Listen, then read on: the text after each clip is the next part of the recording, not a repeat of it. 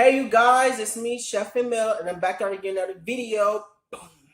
Alright, so today I'm going to be talking about the different knives I have and what I use them for.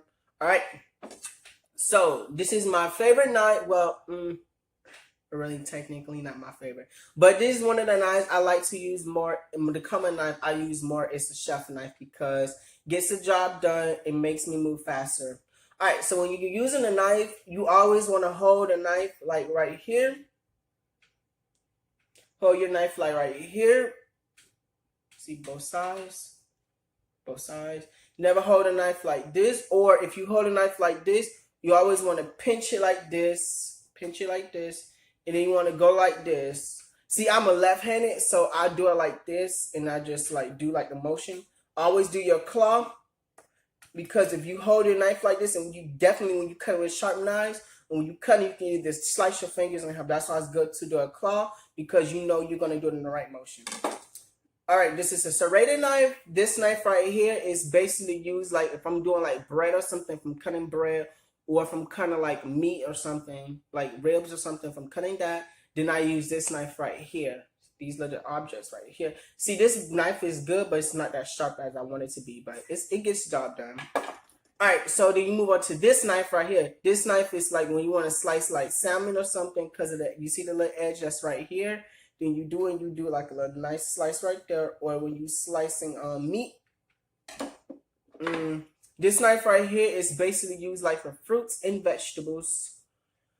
Alright, then you move on to your smaller knife, your parent knife.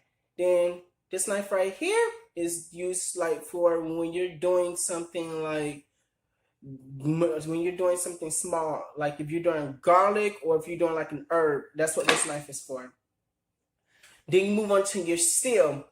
I see a lot of people think a steel is supposed to be used for making your knife sharp. Definitely no, it's not that. A steel is not for making your knife sharp. It's for putting your knife back in place, or when you want to put the edge back in place. That's what it's a steel for. I always see people doing like stuff like this to make the knife sharp. Nope, first it's not making the knife sharp. It's actually when you're damaging your knife if you're doing that wrong. You always want to hold it like this. Again, you want to go like from the edges, because I'm putting the knife back in place. Then I move on to my garlic peeling. My garlic masher, actually, I'm sorry. Alright, so it's basically common sense. Put the garlic in here, close it, boom, slice, peel it, and we smash the thing. Garlic comes out, get a knife, boom. Alright, this is what I use. This is what I use for when I'm plating food. This is the tongs. Get yourself a pair of tongs. If you're like a chef, or when you start becoming a chef, this is the best thing to get, is the tongs.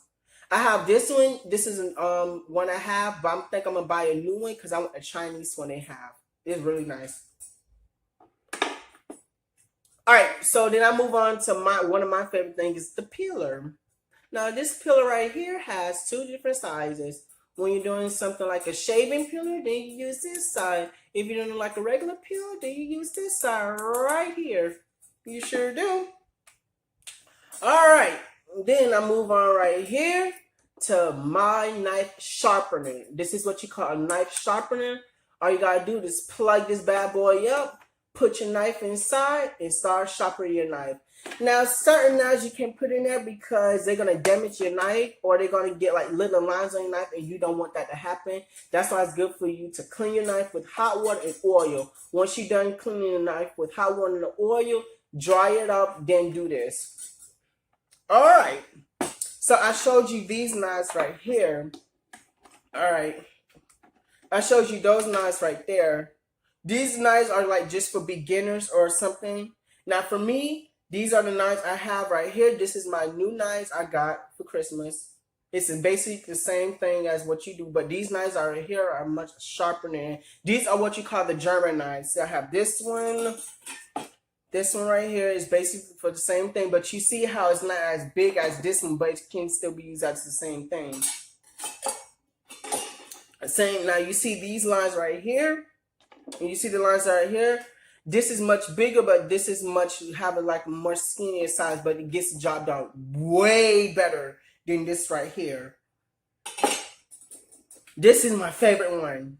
This is my favorite knife right here so far. I love using this bad boy. I be chopping them so fast. This is a good knife right here to get.